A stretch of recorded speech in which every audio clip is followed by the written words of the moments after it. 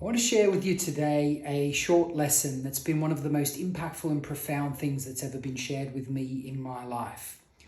I was delivered a Facebook advert by a guy I'd never heard of about 3 years ago, and he said, "Your way's not working, why don't you try mine?" And he was absolutely right. At that moment in time, I'd just been diagnosed with bone cancer, and things in my life, in my health, my relationships and my wealth were not going the way that I'd hoped. And it had caused a bit of stress and pressure, which a lot of us have to deal with. And the lesson went something along the lines of this.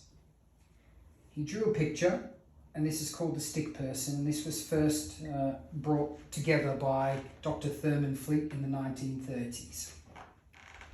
And what we have here is, at the top, we have our conscious mind.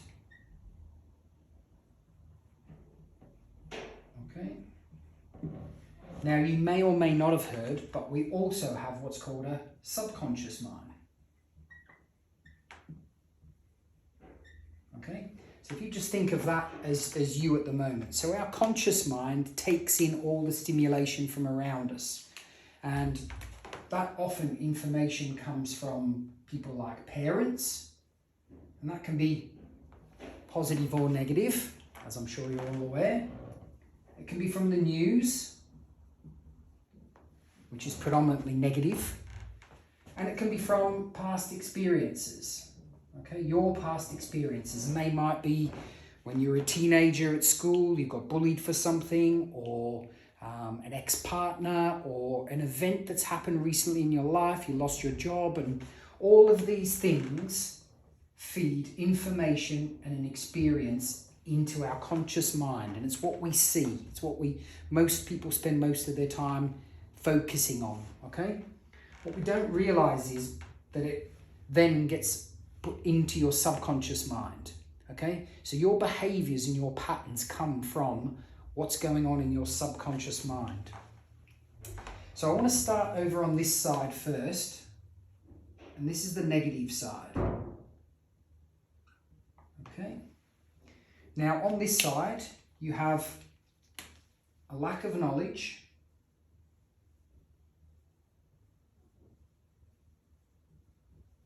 and no awareness, okay? And no awareness. Now, what that leads to is in the conscious mind, when we're getting information maybe from our parents, which is money scarce, or an incident from the past, you're not good enough, what that sets up in your conscious mind is worry, okay? And that worry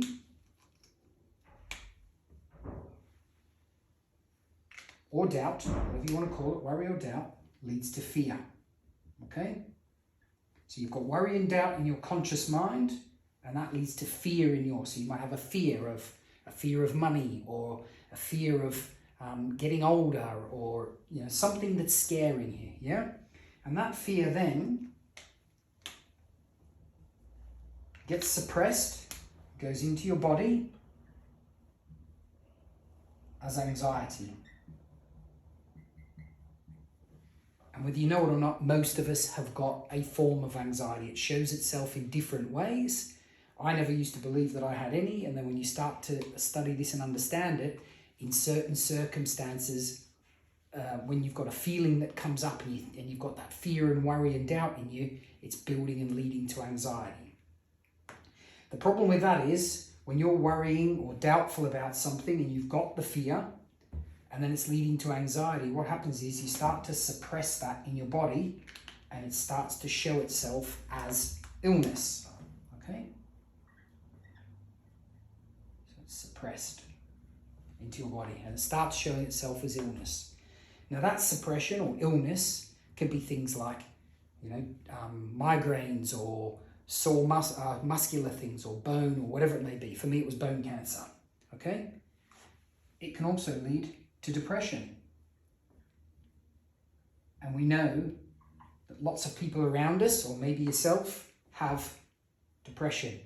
And it comes from worry and fear around a certain challenge in their life. It's suppressing itself as anxiety in the body and leading to depression, okay? The next thing after depression, when you're holding on to things, is dis-ease. Okay? So the word comes from the body being at dis-ease. Okay? And then the next step after disease, so you'll know some people who've found out that they've got some form of cancer or whatever it may be, and unfortunately that then leads to disintegration. Okay, which is not where we want to go, and especially if you think you're too young and you're not ready to go, and that's certainly where I was. So I knew that there was something I was doing that wasn't helping or me. Okay, so I had some things that I was holding on to, and coincidentally led to bone cancer. So it made me go, okay, I want to start now gaining knowledge and awareness, and this is on the other side. This is the positive side. Okay. Now you may hear all the time, oh, you need to think positively, but you can't think positively if you've got worry and doubt and fear over this side. Okay, so it's easy to, sometimes you'll see some gurus out there lifting you up and making you feel good for a day, and then you go right back to where you were before because you've got worry and fear in you. Okay, so what we want to look at now is the opposite side, and this is where you gain knowledge and awareness.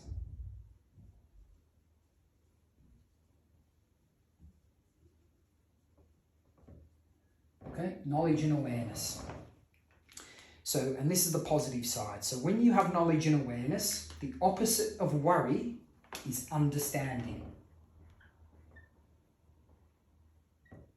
Okay, so just like the knowledge that you're learning from this that I'm teaching you now, that's an understanding. Okay, and then understanding leads to you having faith. And I don't mean faith as in religious faith. I mean having certainty of the outcome. Okay? It's the opposite of fear. I'm worried that, something's going to happen to my kids. Fear. I'm sure that my kids are going to be successful in life. I'm worried that I'm not going to run a business very well. I'm certain that I'm going to run a business well. Okay, so you're starting now to have faith, and you've got that image in your mind that everything's going to work out. You've got the image that your health or your kids' health is going to be fantastic, or your relationship is better. Yeah. Once you have faith, faith leads to the opposite of anxiety, which is happiness or well-being. Okay. And we've all experienced this at some point, yeah? You know that feeling when you feel fantastic, yeah? But there's also people that go, oh, I feel fantastic, but what's going to happen next?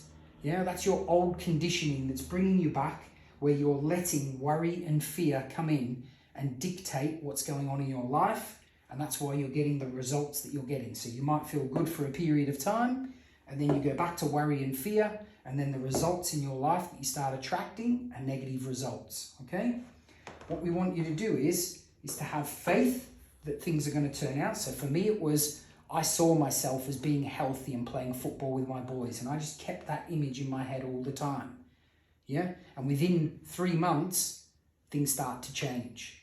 Then when I went to have a blood test, the doctors were like, everything's working great, the drug that you've been taking is helping, and you're doing great. And I said, but I haven't been taking the drug. And they were completely shocked. And obviously they were trying to encourage me to keep taking it because they thought that was the thing that needed to be done. But all I'd done was change the picture in my mind. I had faith that I was going to be well. I didn't, if I'm truthful, did not expect it to happen so quick. But in my head, all I was thinking all along was, I'm going to be well. I'm going to be here for my kids and my wife, and I'm going to be playing football with them. Fast forward 2 years later, I'm now coaching my kids' football team and playing football with them 3 times a week. This is the power of what happens in your subconscious mind. So I want you to be aware of what's being fed into it from the people around you. If you watch the news, maybe consider stopping watching the news and surrounding yourself with good people, yeah? So once you have happiness and well-being, okay, everything in your life, all of a sudden, instead of being suppressed, is expressed. Okay? So everything's expressed, yeah? It's when you feel expansive. Yeah. You know those moments in time when you start something new or you start a new relationship and you just feel like you're on top of the world. That's expansive. And what happens a lot of the time is after the honeymoon period, as they call it, we go back to our old conditioning. All of a sudden, we start bringing in all the worry and fear and anxiety that's on in our life. We pass that or give it to our partner, or our partner's got it as well. And then all of a sudden, we're anxious. We're not in an expansive relationship. You're not having expansive health. You've not got an expansive business because you're here. Okay? We want over this side where you have faith, you have happiness and well-being, and every day the image that's in your mind is of the success you want in the 3 areas of your life: health, relationships, and wealth. So what happens then when everything's expansive is your body is at ease. Yeah? At ease. So you know that calm, relaxed feeling when things in your life are flowing and going the way that you want, okay? That's creative flow. Okay? Now you can only get into that state of creative flow when you're calm and relaxed and things in your life where you're happy and you've got well-being, okay? Now what happens there is, at that point, you are expansive thinking. So you know those people in life that seem to have everything go their way, okay? Everything they touch turns to gold, or whatever you say, okay? They are thinking expansively all the time. They're operating from this side, so they have an understanding and a knowledge. They've got faith that whatever they're doing is going to work out, whether that's their health, whether that's the business they're in or the job they're in. That's their relationship. Sometimes people don't have it in all areas. They might have 1 or 2 of those, but have it lacking in the other. And that's due to worries and fears around this side, yeah? Or not having a picture of what they would like that relationship or their health to look like, okay? And the opposite of expansive thinking, negative thinking, is constrictive, okay? So try over the next day to have to stop yourself when you're thinking and see if your thoughts are constrictive or expansive. Oh, the kids are annoying me. Oh, I'm having to get up on the morning and I'm under pressure. Oh, I've got to go to work and it's challenging. Oh, the traffic's really bad. He's just cut me off. Constrictive thinking. Expansive thinking. Yeah? My children are a gift. They're amazing. Yeah? Your children are your responsibility, okay? If they are playing up all the time and making it challenging for you, you need to have a look at the way you are around them. Is your language to them expansive? Because remember up here, what your parents did, are you passing on to your kids? Yeah? As a parent, we've got a duty to be aware. If you're in a business and your customers are annoying you, okay? Have a look at the types of customers you've got and have a look at where you show up in here. Are you negative and worried and fearful around business? Or have you got awareness and faith that it's going to work out well? Okay? So the last thing I want to share with you is that knowledge and awareness is the key to freedom. Okay? So when you're operating from here going forward, always try to think about having faith in what's happening. Yeah? The result that you want is going to happen. And it may not happen straight away overnight, but it will happen. And that was the example that I gave you with me with the bone cancer. I knew that I was going to get myself well. I didn't know how I was going to get there, but I painted an image in my mind that I would be playing with my kids, playing football and feeling vibrant and young and healthy. And that's the outcome that I've had now. Then I applied it to my relationships, then I applied it to my businesses, and all of those things now are expansive rather than where I was 3 years ago, which was this is constrictive, this is hard. Everything around me is just really difficult. It led to suppression, depression, and my body was at dis-ease. So I hope this lesson's been valuable for you. It certainly was for me when it was given to me 3 years ago. And if you watch it over and over again so that it sinks into your mind and then apply it in your life somewhere, please make sure you reach out and share with me, because I love hearing the stories of when this lesson's changed other people's lives as well. Wishing you well. Thanks.